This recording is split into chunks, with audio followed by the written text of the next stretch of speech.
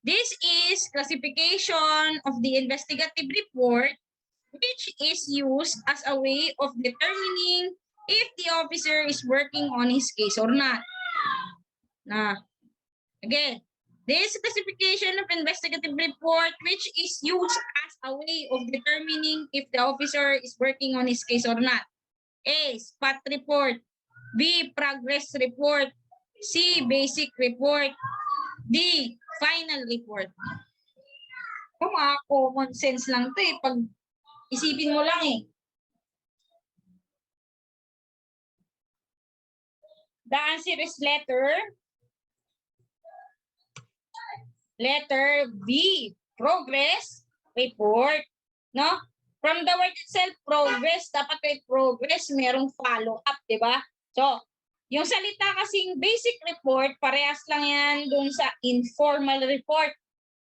Mga example niyan, mga memorandum, and yung spot report naman, okay, yan yung initial investigative or incident report. Parehas lang yan, spot report, incident report, address to the higher headquarters, incident report. Okay. Yung final report, ang keyword mo dyan, yung thorough, in-depth, and lengthy. Ibig sabihin kasi ng final report, dahil nga sa final na nga, lahat nandun na. Kompleto na yung details. Kaya tinatanong lang naman dito sa number 8, yung ating determination if may ginagawa si officer. So kung meron siyang progress report, meron siyang mga follow-up report, yan yung ating proof na talagang may ginagawa yung ating officer in the case. Okay? So number 8, letter B.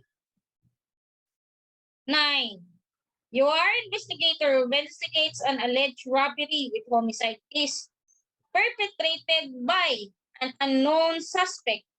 Since there are no witness to the crime, the following may give you a hint to identify the suspect except one.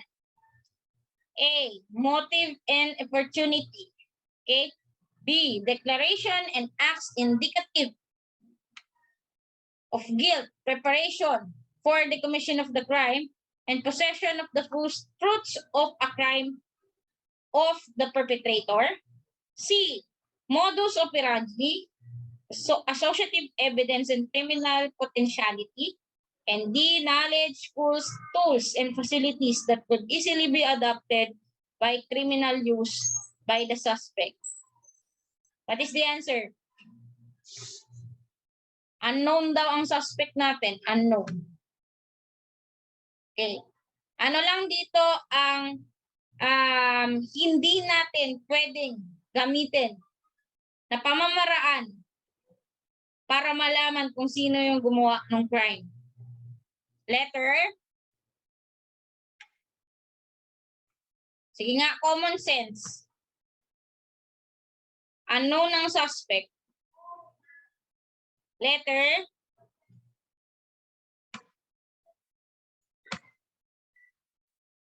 Next. Okay. Letter D. Knowledge, skills, tools, and facilities that could easily be adapted to criminal use by the suspect. Okay. Tingnan mo, your investigator investigates an alleged robbery with homicide case perpetrated by an unknown suspects. No? There are no witnesses to the crime and may give you a hint to identify the suspect except one. Okay? So, yung makikita natin dito, unknown natin yung suspect, di ba? So, wala tayong witnesses. So, yung tools and facilities that could easily be adapted to criminal use by the suspect, yan lang po, yung meron na tayong idea kung sino yung witness natin. I mean, yung suspect natin. Unlike dito sa A and B and C, wala pa tayong idea kung sino siya. Okay? So, the answer is letter D.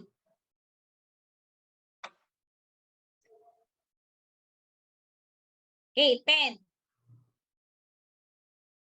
Why does the dead body of the victim of violence needs to be photographed after its removal from the crime scene? Again, why does the dead body of the victim of violence needs to be photographed after its removal from the crime scene? Okay. A, to have a set view showing the relationship of the body with the surrounding.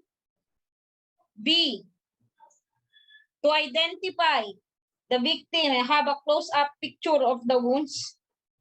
C, to provide reserved picture in case of loss or damage. And D, all of the above. Why does the dead body of the victim of violence needs to be photographed after its removal from the crime scene? What is the answer? Letter.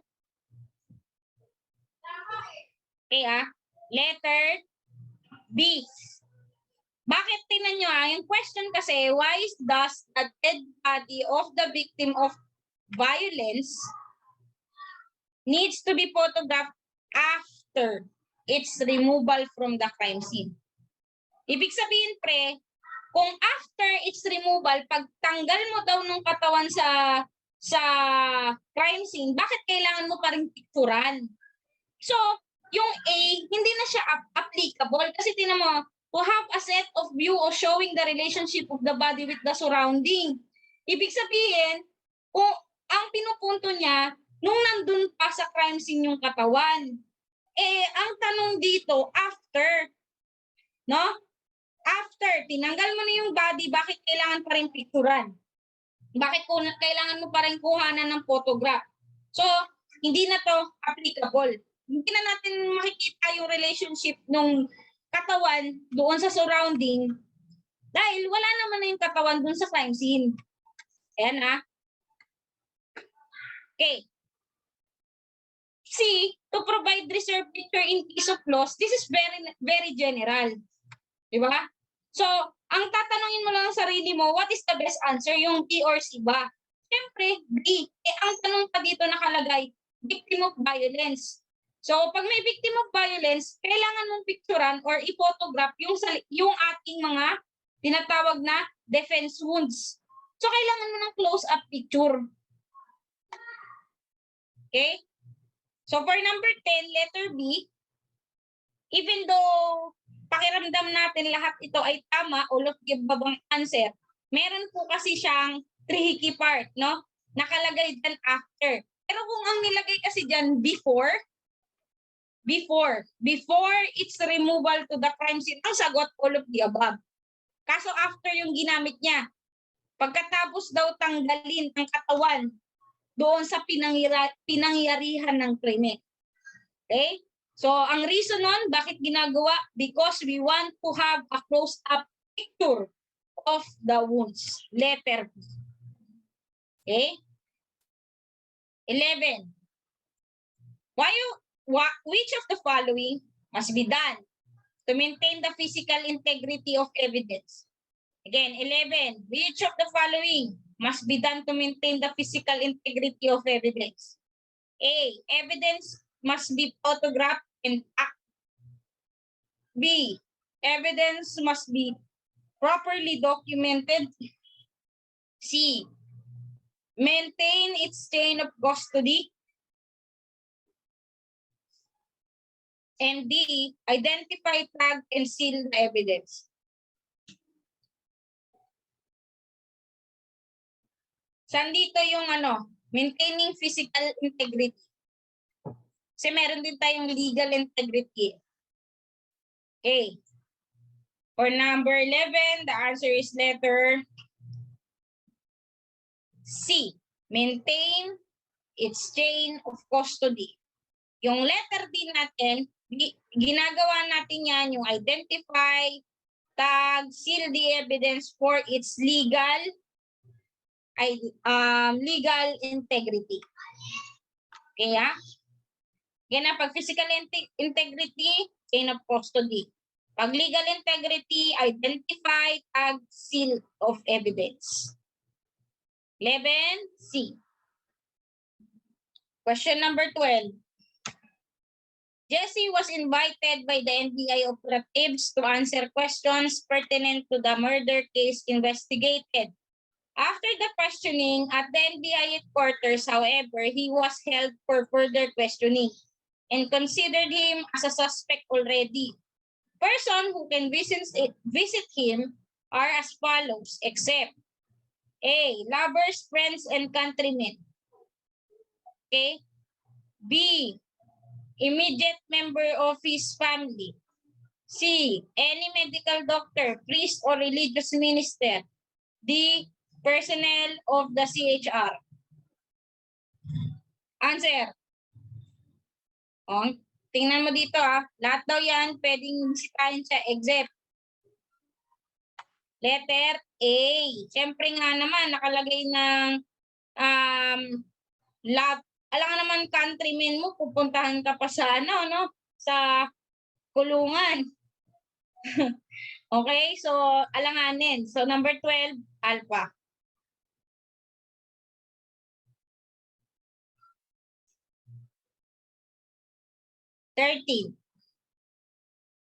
What is the principal psychological factor that contributes to a successful interrogation? What is the principal psychological factor that contributes to a successful interrogation? Ay, nilagay ko na. A. Privacy, rapport between interrogator and subject. Legality. Dahil may sagot na A. No? Yan po talaga yung mini-maintain natin.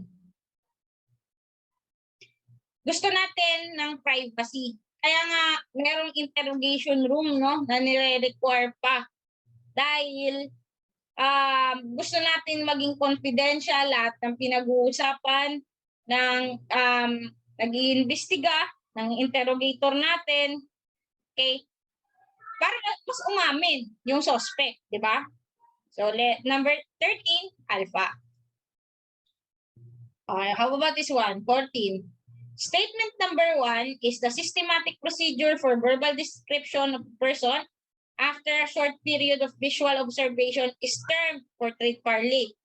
Statement number 2, description of police character which witness may refer that is kept by the police unit for the purpose of reference is rogues gallery.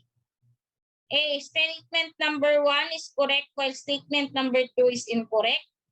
B. Statement number 2 is correct while statement number 1 is incorrect. C. Statement number 1 and 2 are both correct. D. Statement number 1 and 2 are both incorrect. What is the answer?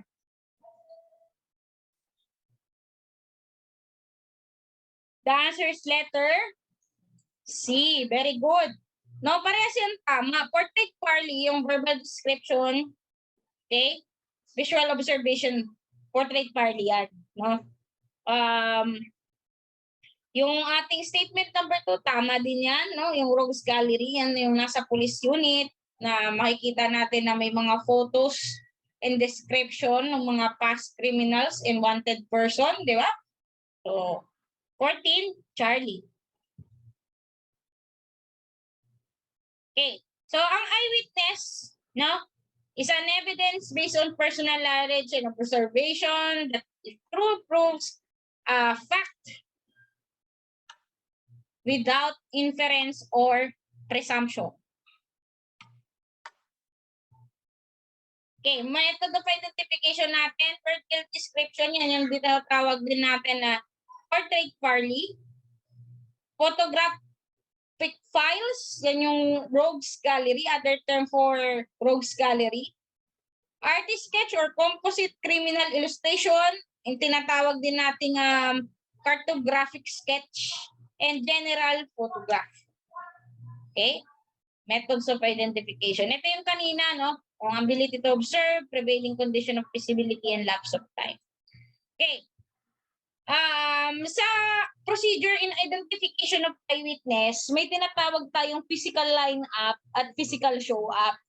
Physical line-up, unang nangyari yan sa police ng Boston.